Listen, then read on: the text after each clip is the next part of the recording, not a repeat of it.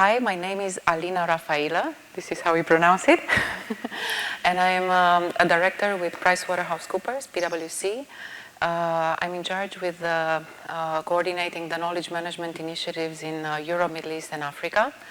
So we have a network of about 220 people in 60 countries. I'm very, very grateful for being invited to speak at the KM World for the first time.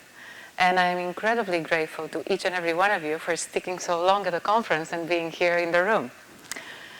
So today, in the next 20 minutes or so, I understand, I'd like to tell you a story. First of all, my story. Then spend a little bit more time on the knowledge management story of PwC in my part of the world. And then invite you to think about your story and what story you want to tell. So here's me.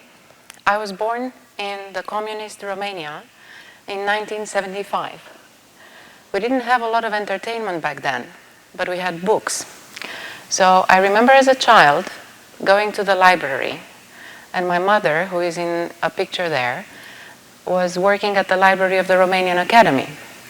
So I would go there, and I remember the fascination that I had for the library. Of course, it was a big building. I was also very small. I was playing hide and seek when I was young, but then later I started reading, and the books got thicker, and the discovery got bigger. And I remember opening the books and traveling in time and space. So really a fascination for information and knowledge, not like the young kids today who complain they have too much information. Also, what shaped my professional trip was actually traveling to the US, was this country, because immediately after the revolution, I was here with a scholarship in the US, and that really broadened my horizons and put me on the path that led me to where I am today.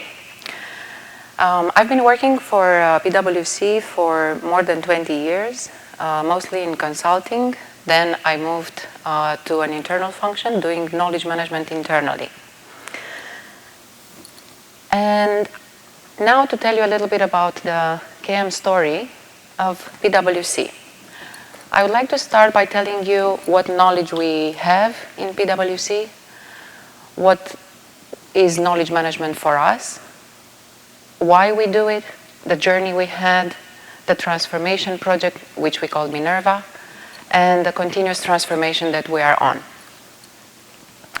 I invite you to ask any questions now or after the workshop. I also have in the room with me my esteemed colleague, Katharina Otto from PwC Switzerland, who's leading the KM practice there for the tax and legal services.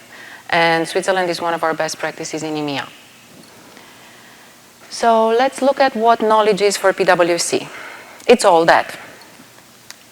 Basically, we are a knowledge-centric organization. We breathe in and breathe out knowledge.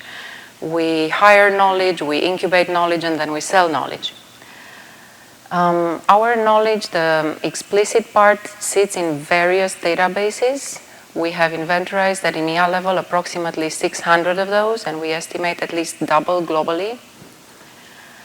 And we all know that explicit knowledge is only 20% of the knowledge. So the rest of 80% sits in people's heads, which are approximately 320,000 globally.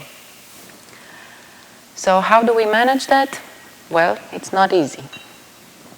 This is a helicopter view of the structure of our firm. We have lines of services. So tax and legal services are one of those, the line of service where we operate. We have territories, we have industries, we have all the support functions, and in between we have the priority areas, strategic initiatives, and various pillars of the strategy of the firm.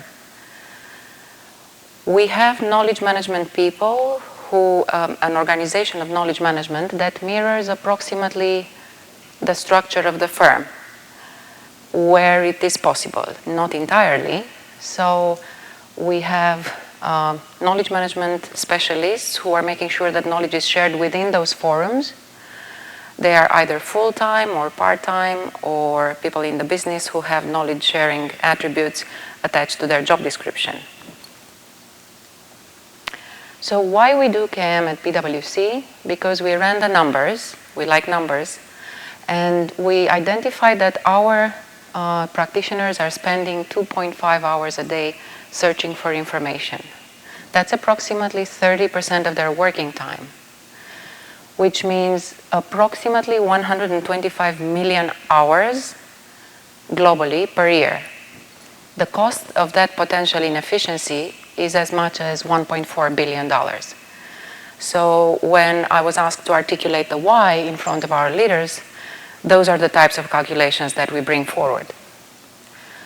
Also, as we were mentioning that 80% of the knowledge is tacit, we identified that in a period of 18 months, 852 partners left the firm, taking away with them approximately 15,000 years of knowledge.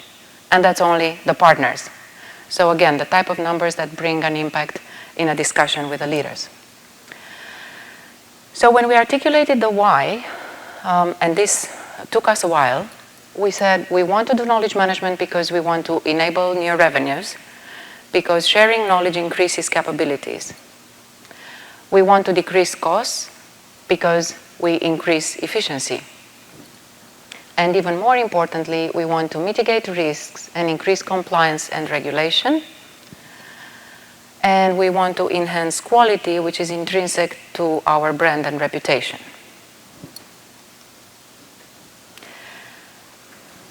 So let me guide you through our journey, which started back in 2012. And when I mean it started then, it's not because we didn't have knowledge management before.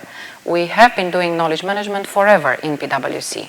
We had trainings, we had standard documents, templates. Each territory, each network, each team was organizing things in their own way. What I mean with starting the journey in EMEA for tax and legal in 2012 is when we decided to coordinate those efforts across the countries in Europe, Middle East, and Africa.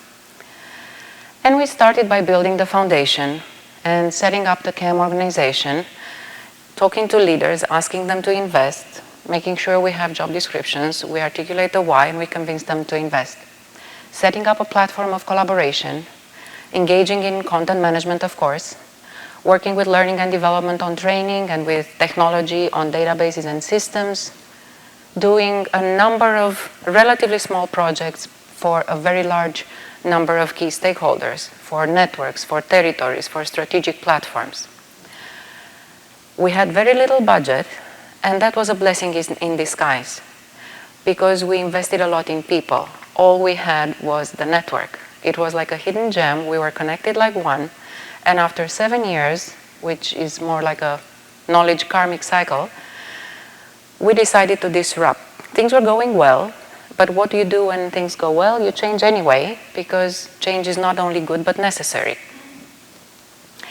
So we decided to disrupt ourselves. We made a value analysis, and we embarked on a transformation journey called Project Minerva, Minerva from the goddess of wisdom. And I will talk about it in a second, a little bit more. Then we accelerated our transformation. We defined the knowledge equation. We aligned with a business strategy. And now we are at the point where we consolidate, integrate, and cascade the strategy to the territories. So let me tell you a little bit about the disruption project. We mapped the as-is. So that was an inventory knowledge audit type of exercise. We envisioned where we wanted to be, and here we invited leaders from the business and from the knowledge management function to dream. We asked them to be bold. We asked them, if you had unlimited budget and unlimited resources, what would you do?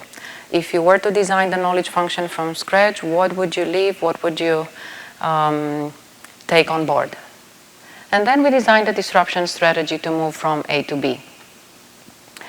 Some of the key learnings or the key conclusions, the most important aspects that we came across during the Project Minerva was that we managed to get consensus among the key stakeholders in all this region, Europe, Middle East, and Africa, that knowledge is a strategic intangible asset. Also, we looked at the market, we looked at competition, we realized that data, on the data platform, we have competition from technology companies. On the information, we have competition from third-party content provider. Then knowledge appears to be our number one differentiator because information is available now in many public sources. We think that our sweet spot is the knowledge, which is based on data, powered by information, but with the experience that we have will allow us to develop insights, so to predict also future trends. So if we agree that this is the number one differentiator in the market, then it became a logical step that knowledge management should be strategic. We decided to move KM from the back office to the front line because knowledge is our best marketing tool. And we also convinced stakeholders that KM is a holistic program. It's not just one database or one project or a newsletter or some technology. And that program has 5 pillars, which I will detail in a second. So then COVID came, an unprecedented crisis, and that's when our leaders realized that knowledge management is like air. You don't appreciate it until you don't have it. So when we had a problem, to explain to you a little bit how the system works, in PwC, in tax and legal, the knowledge management function is responsible for monitoring the tax legislation, for writing the technical opinions, and making sure that our practitioners are equipped with the best insights to go to clients. So this time the house was on fire because all the legislators were issuing tens, hundreds of laws every day, and we had to coordinate that. That's when leaders realized that in times of crisis you need taxi drivers, not maps, to talk about the metaphor from Dave Snowden. Our systems were too clunky to cope with the speed that we had to react. So we had to design a system from scratch. We did it in 2 days and we mobilized the network. Our network was connected, we worked together as one. So we went out to the market in record time with 60 countries. It became a best practice globally, and we went with 130 countries immediately later. So so we showed that KM can support the business in crisis time, and when the COVID became the new normal, we applied the same lessons learned to build the ESG tracker, which is another strategic platform where we applied the same lessons. Now, since 2021, we are continuing the transformation, and we have a solid program. We accelerated our transformation looking in 5 directions. We have people, content, and collaboration, the traditional pillars. So people is about training. As we know, a fool with a tool is still a fool. So no matter how much we invest in technology, we have to invest at least equally in change management. So we train our people. We invest in client-driven content. So before it was content management, now it is with a focus on clients. So everything we do, we have the client in mind. Collaboration, which is probably more important than the other 2 combined. Many activities aimed to bring together the network. But what is most important is the how. We have the governance and organization as the overarching rooftop to ensure a sustainable ecosystem, and the technology, which we believe is the foundation for any strong architecture. And we aim to have that locally relevant but globally aligned. We accept chaos in a way because we are 60 territories, we've inventorized 600 knowledge sources. We are not going to be able to integrate all. So we developed a knowledge map, a navigator that enriches the knowledge discovery and shows people where to look. We have developed a knowledge chatbot and training to teach people how to use the knowledge resources we have. Now, this year and beyond, we have made steps into making knowledge management more strategic, as we have seen in COVID how important it was. We stayed away from fancy statements, mission statements, visions, we have defined a knowledge equation, which is very simple. In the word of Aristotle, the whole is greater than the sum of its parts.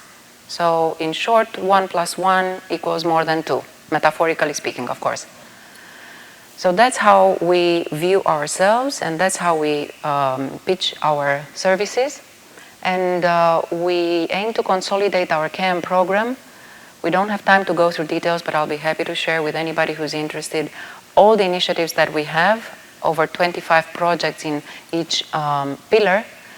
But we also look at 3 game changers. The first one, for lack of a better word, we call it maturity assessment. It's more like a KM learning dialogue. Based on APQC methodology, but we took the questionnaire and reduced it drastically, and we tailored it to PwC specifics. And inspired by the ISO standard, we develop some guiding questions for an interview that we do with countries, and we'll do with networks as well, where we allow them to self-assess where they are in their learning journey and in their KM maturity growth. Then we provide a tailored report. It's not one rating, 3.5. It's not a benchmark with others. It's just based on the 5 pillars. We show them how the levels of maturity, and we also provide information about what the others are doing, who are doing better than them in that space. We also invite them to think about ideas that resonated with them from our recommendations, and then it's a continuous dialogue. So that's how we approach that. We've done 10 countries, and we will continue to do more. On the people side, we are looking at a new concept, personal knowledge management. We would like to change the paradigm from knowledge is managed by the KM team to I am managing my own knowledge. My knowledge is part of the collective brain. It's part of the nervous system of the company, and it's critical.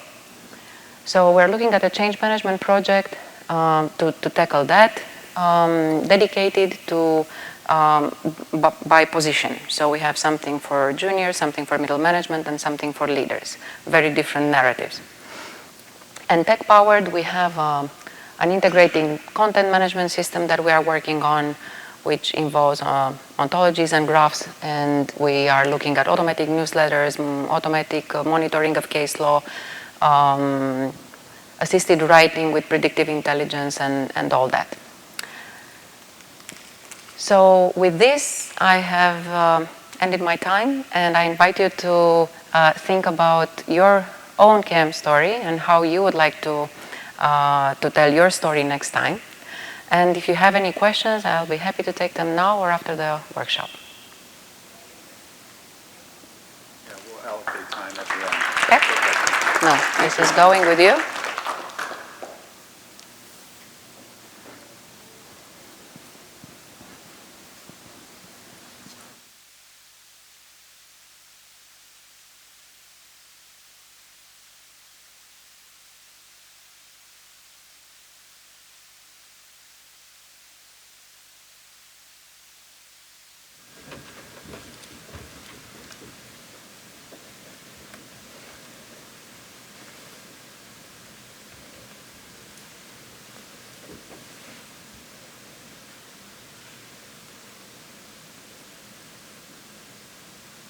Just waiting for them to set up our mics. A little test here. Testing.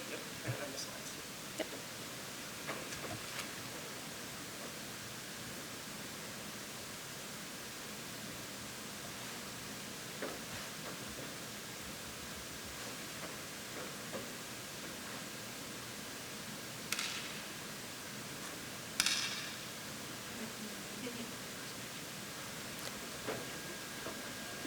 Title is Bleedy, things Bleedy, and it was a number 2 after the end of the file. So.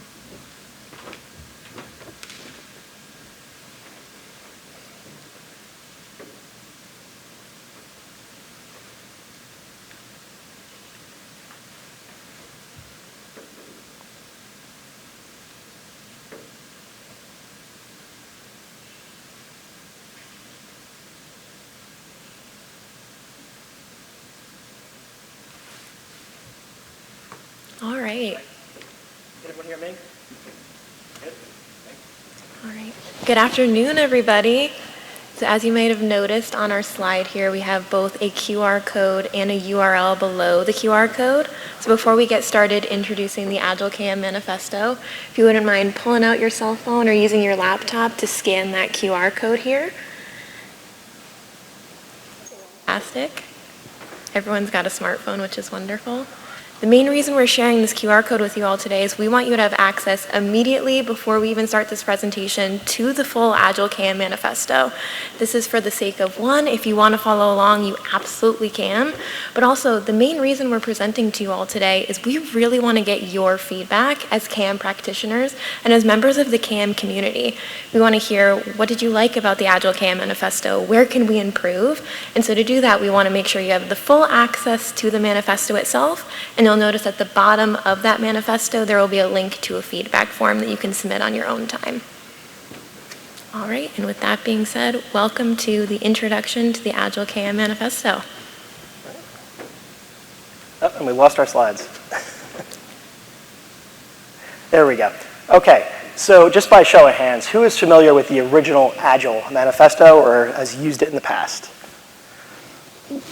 About half. Okay, so we'll do a very brief background on what the Agile Manifesto is, the original one, designed for software development over 20 years ago. So the original Agile Manifesto, sorry, I think I'm using this wrong.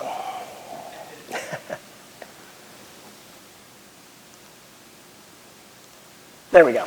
The original Agile Manifesto, written about 20 years ago by a group of software developers who were already practicing a lot of these things in a new sort of world they found themselves in. It was essentially a new way of working. And there are a lot of misconceptions that I want to clear up about the way agility is perceived and the way that the original Agile Manifesto is used. So first of all, it's a set of values and principles. It's not about a framework. It's not about a methodology. It's a set of values and principles that we apply to the way that we work. In the software development world, quite frankly, there was a need for a new way of working. And so a group of people who were familiar with it and been working in these frameworks before, and you see the list on the right, and it's going to be important a little bit later, they came together to essentially formalize the way that they were working. It was developed by this small group to describe for others how they could become more efficient. And finally, you'll see that it has been, while it itself has been relatively static in terms of text, it has evolved over the last 20 years to be applied to a lot of different fields, including knowledge management. So what are some of those quick core values? I'm not going to go through these all, but collaboration, transparency, sustainability, simplicity, consensus, focusing on users, feedback, and of course the last one, inspection and adaptation, you may have heard of in terms of being called retrospectives. These are all terms that we may have applied through KM over the previous years. But that said, they have never really been formalized. And this has been my area for the last decade or so, has been working with agility. What I lacked was sort of the KM background to be able to actually formalize it into a document. I wasn't quite sure how to do that until I met my amazing colleague, Megan Salerno over here. Meg has been in the consulting space and knowledge management for over 5 years doing strategy implementation. She's worked with countless clients across numerous industries in tech, in engineering, in the nonprofit space, and she's really seen it all when it comes to knowledge management. She's been able to solve a lot of problems. She's been able to spot some issues before they arose, and she's seen some places where it fails. So she was really the perfect person to come to when it came to writing the Agile KM Manifesto. Absolutely. Thank you, Andrew. And the other side of the coin is Andrew Politi here. He is the Agile part of the Agile KM Manifesto. He has been an Agile consultant and a project management consultant for nearly 10 years now. And he's done a variety of client engagements with anyone from garage-based tech startups to the CTO's office in the General Services Administration. And so really working together, we realized he came from that Agile background. I came from that knowledge management background. Those complement each other, but also have unique perspectives to bring. So how can we bring those together to formulate a manifesto that was really actionable and applicable? And so now that we've introduced ourselves a bit, and we've also talked about that original Agile Manifesto, let's talk about what is the Agile KM Manifesto. And I want to preface this by saying we will be reading directly from some excerpts from the Agile KM Manifesto, and so we want to make sure that we're verbatim quoting exactly what you all are seeing on your cell phones and your tablets and your laptops. So when we think about the Agile KM Manifesto that we've been working on, we define it as an intended document to really help knowledge management practitioners efficiently and effectively meet the needs of knowledge workers. And what I want to underscore here is this isn't meant to be a how-to guide on KM or a list of KM commandments or a set of project management or general management principles. This is really meant to serve the KM practitioner community and make sure we're driving forward together in the collective ownership and utilization of this manifesto. And so when we think about the goals of this manifesto, I'll keep going here, we think about formalizing the application of agility to knowledge management. How do we make sure the manifesto and how you apply agility to knowledge management is in a document that's easily consumable, that's accessible, that people can use whenever they need it? We also think about how can this KM Agile Manifesto really help all of us as KM practitioners unlock the value of KM and explain how KM principles, elements, definitions can really be unlocked by our stakeholders. I know I've experienced this. I'm sure so many of you in this room have experienced this as KM practitioners.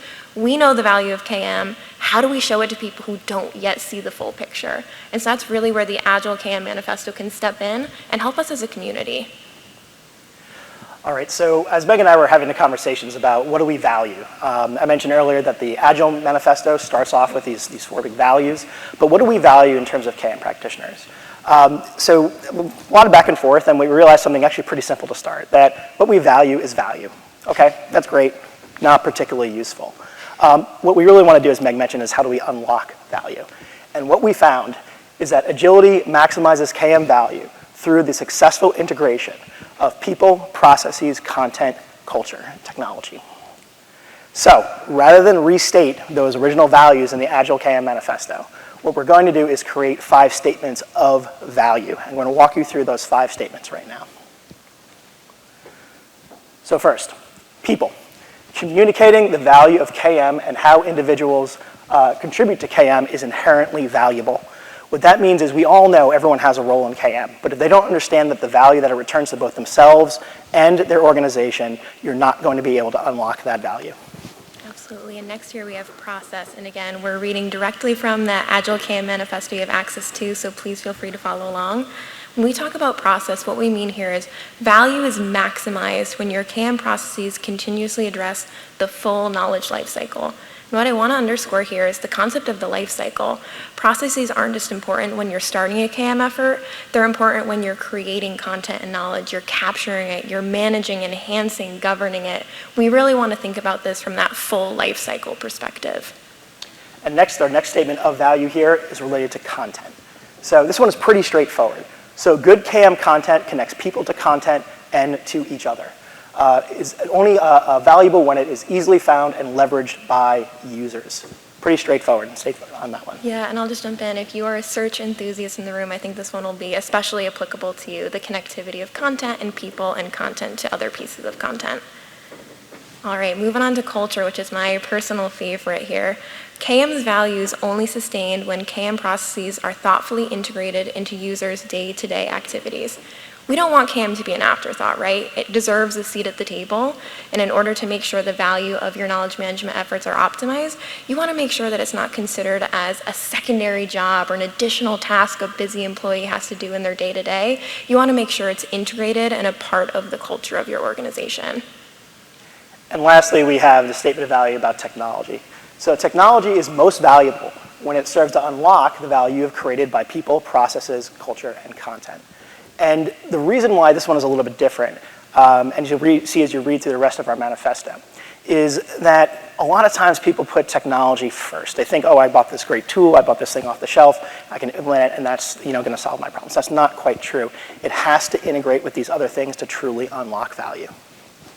So now we're going to walk through some of the principles. We're not going to walk through there 15 in front of you. We're going to give 3 examples to kind of talk about today. And again, we're encouraging feedback on all of them.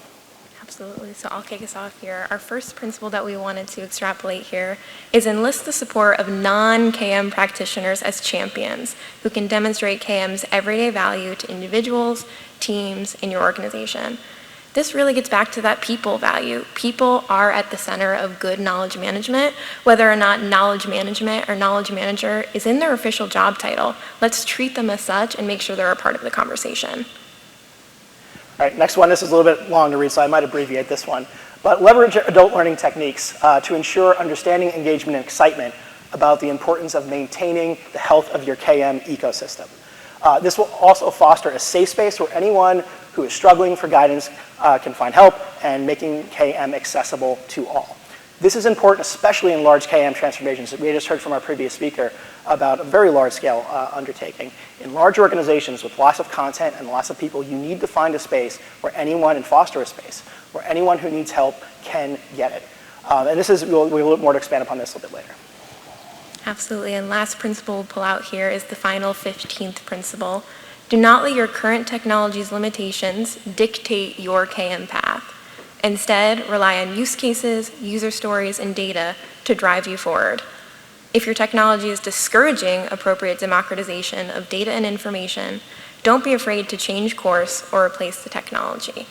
We see this pretty often, right? You see your organization or another organization who's really adhering to the current capabilities of their technical stack, but technology, as we mentioned, is only part of the puzzle. It also has to be combined with your people and your processes and your content and your culture appropriately. So ensure that you're only taking it as part of the puzzle, not the full picture of where you can go and what you should focus on. Okay, and now we're going to talk about applying the Agile KM Manifesto, and we've got 3 really mini case studies we want to share with you. We're going to share different principles than the ones we just mentioned, but what we want you to understand and what we want you to think about as we go through these is how much easier our lives, our clients' lives, the organization's lives would have been easier if they had just inherently understood some of these principles. If they just knew what they didn't know before they were going into it, or alternatively, if they've been able to explain these things relatively easily to their stakeholders. So we're going to go through some of the case studies, and what we're going to see is that there's really a simple summing up at the end that would have made everyone's lives a little bit easier. Absolutely. So our first case study here is going to focus on a global nonprofit organization. And for those of you who don't know the operating structure of such an organization, they really focus on the grant-making process. So they're seeking out organizations and individuals that they can invest in order to help drive their mission as a nonprofit forward. So as you can imagine, if you're a global nonprofit like this one, you're constantly spinning up new teams, new initiatives, new information and content in order to quickly move forward with your support financially and process-wise of all of these great organizations that you're funding. As a result, however, of the way that this organization was functioning, one of the biggest challenges they were facing was a unified front when it came to decision making. They're spinning up so many teams, so much content. How do we make sure we're very consistent when we're making internal decisions and external decisions? When we went into a knowledge gathering phase, trying to discern why this challenge was happening, it really came down to their content. They had a proliferation of duplicative content, outdated content, and content that didn't necessarily always coincide answer-wise and information-wise with the information being provided by another team on the other side of the world. And so this is where it was not only their content, their body of information needed a really heavy hand in refreshing, but they also needed better processes to manage and create their content to make sure this proliferation didn't continue. And this is where the Agile KM principle around content would have saved us so much time when it came to figuring out what should we prioritize our focus on. And the Agile KM principle we want to extrapolate here is content should only be available to users if it is new, essential, reliable, dynamic, and reusable. If these criteria are not met, the content must be cleaned up or archived accordingly. I'd also just add that an easy way to remember this one, if we look at the acronym there, new, essential, reliable, dynamic, spells out nerd, all your content should be nerdy. Nerdy content is the best content. Okay, so let's talk about our next quick case study here. A nuclear research laboratory, National Nuclear Research Laboratory. These folks are sort of a little bit different use case. They had a couple challenges. Number one was they were not able to find reliable content in a timely manner to make quick decisions. I think anyone would want somebody in a nuclear facility to be able to make quick decisions when needed. They had another challenge that is also, again, heard in the last presentation. There was a huge brain drain of people retiring. Probably not uncommon to the folks in this room. And that said, there's an additional challenge in an organization like that. where you have people leaving and you can't share the sort of, the water cooler conversations because they're classified, because there's strict controls around information. And that also can apply to anyone who's dealt with organizations who have siloed information, even if they're not strictly classified as such. And so finally, they came to us thinking they wanted just a knowledge repository and that would solve their problem. That didn't quite get them there. So what we wish, after a lot of back and forth, they had known was this Agile KM principle. Tacit knowledge and expertise should be proactively and formally captured and stored in the same manner as explicit knowledge. By having a system like that, you'd be able to give people confidence, essentially the younger folks, the non-retirees, all of the confidence that they were getting the experience in the appropriate channels for an organization like that, and was being captured faithfully in a manner that they would be able to leverage later. So it took us a while to get there, but if they had just understood that that tacit knowledge needed to be captured formally and in the same way, it would have saved quite a bit of a heartache. And last case study. Taking a slight pivot from a nuclear national research laboratory, this last case study focuses on a multinational athletic apparel company. And as you can imagine, this company was extremely large and globally distributed. They had teams and functions across more than 26 countries, and the organization was really struggling to discern the best way to help break down their silos. Their teams were creating great content, had such great expertise, great knowledge, but it wasn't being shared outside of individual siloed teams, but they couldn't pinpoint why. And what we started to discern as we did a taxonomy engagement with them is, yes, a taxonomy will probably help them to start breaking down these silos, but that's not enough. The big challenge that they were experiencing was a lack of common language when it came to talking about their knowledge management efforts and talking about the work that they were doing. Even if two teams who were globally distributed were doing the exact same thing, they talked about it so differently that it was really hard for them to get alignment. And that's where, if we had had this Agile KM principle around common language, I think that would have saved us a lot of time. And the principle reads, all KM efforts must leverage a common language. Develop, socialize, and employ a common KM language so stakeholders don't speak past each other and can maintain consensus throughout your KM effort. And this doesn't come down to language as in Spanish versus English. This is making sure that everyday vernacular of your organization is in sync and aligned. Right, and those are our case studies. Now we're going to talk about, in our last slide, in the last couple minutes here, what are the next steps? And we mentioned earlier that we have an ask of everybody. We're going to get into that in a second. So what's next? Absolutely. So as we mentioned, we want your input. We want this to collectively be owned by the KM practitioner community. And so using that QR code or the URL we shared with the feedback form on the bottom, there are a couple things we'd love to hear from all of you, particularly those of you who are invested in the concept of Agile KM and want to get involved in the development of this manifesto. We're wondering, is there anything we presented on today or that you read in the Agile KM Manifesto that was insightful, that was valuable to you, that resonated with you?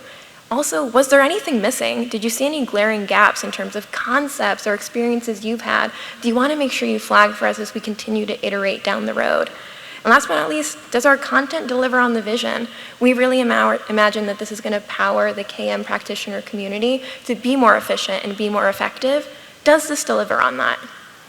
So then the last thing in here, and this is even a little bit bigger picture as you review the manifesto, hopefully in the coming days and weeks, is what about the scope of the manifesto? As you read it, we've got a collection of some things are values, some things are principles, some things are best practices. It's sort of a mix at the moment in what we're calling our first iteration here. So we want to understand from the community, from everyone in this room, and everyone at the conference is what is going to help you make your jobs easier, what's going to help you explain KM to your stakeholders. Have we gotten that scale right? Too small, too big? So we really love feedback along those lines as well, and we'd love for you to propose sort of new additions and ways of phrasing things, changing up the wording a little bit there. Ultimately, we want the community to help us figure out what this should be. Very much like you saw in that first slide about the Agile Manifesto, the original Agile Manifesto. We want a long list of folks who have contributed and provided thoughtful and critical feedback here. And then finally, the last conceptual question is, in this version or the next version, what statements are worthy of the industry, our industry's Agile KM Manifesto? And that's the central question we're asking everyone to give us some feedback on. Thank you for listening today, and we're looking forward to reading your comments. Thank you so much. Great, thank you guys. We have a few minutes here, so if you have questions, we can entertain them now. Remember, Elena also pointed out she wanted to hear your story as well, so if you've got one of those to share, I'm sure we'll be happy to hear that. So questions or comments to any of our speakers today? So, please. Hi, I have a question. A lot of Agile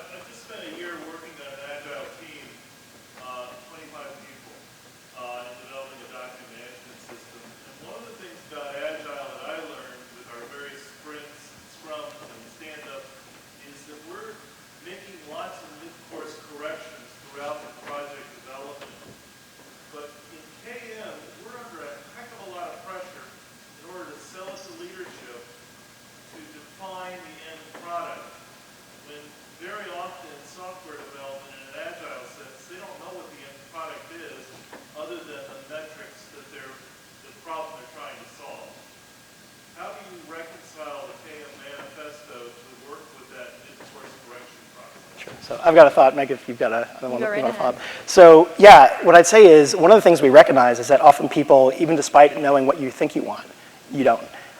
It's much better to understand that we're relatively quickly that you're on the wrong track.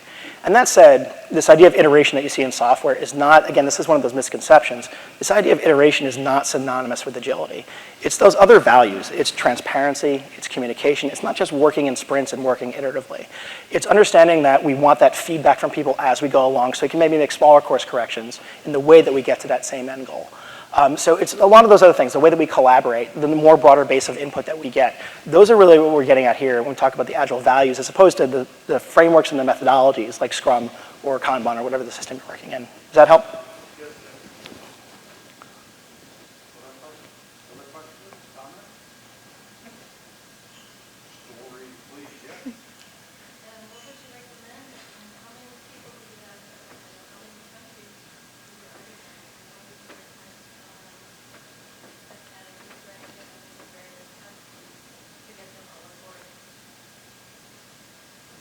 Is that a question for me? How do I recommend what? Oh, okay.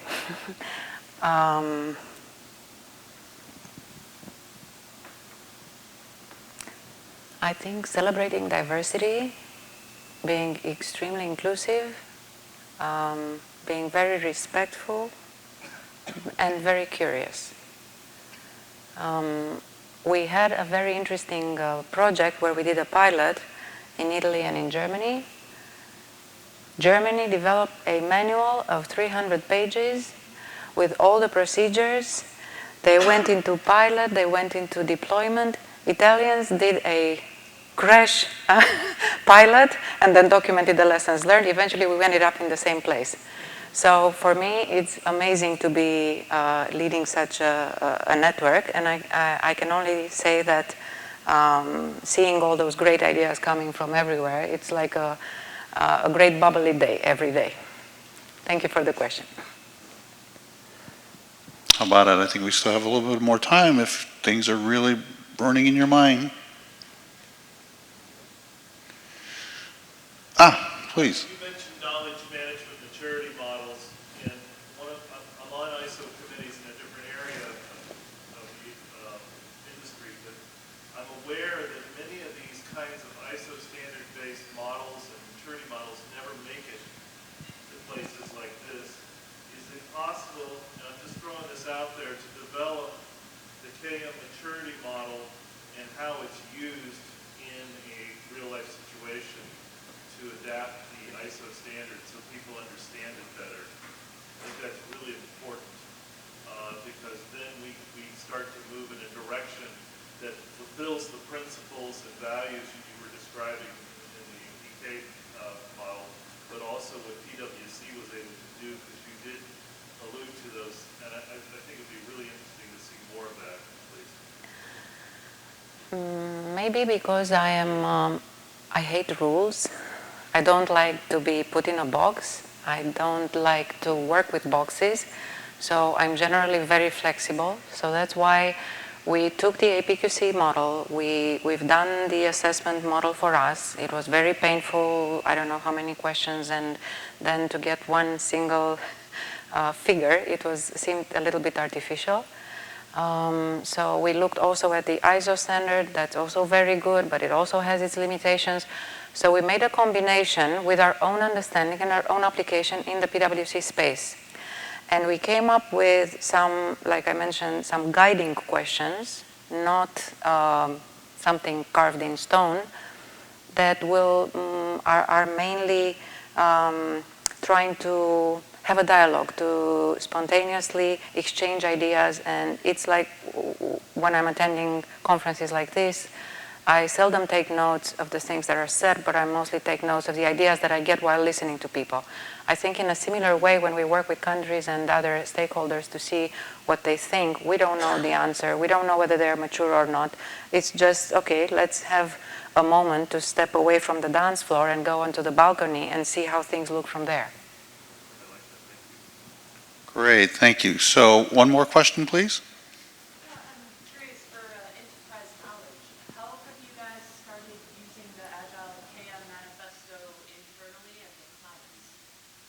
say is that it's relatively new, right? This is the first draft, but this is more derived from the way that we've been working, very much the way that the original Agile Manifesto was written 20 years ago.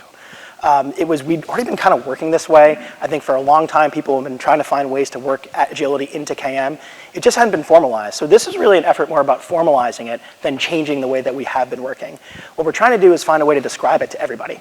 How can we make it easier for everyone else to do their jobs by some of these things that we've discovered along the way, much like you just mentioned these ideas that you just kind of generate in a certain spot. How do we capture those things?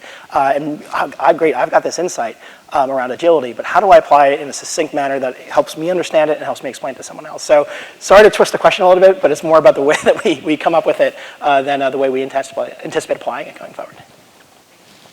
Thank you. Please give a big round of applause to all our knowledge sharers. Thank you all.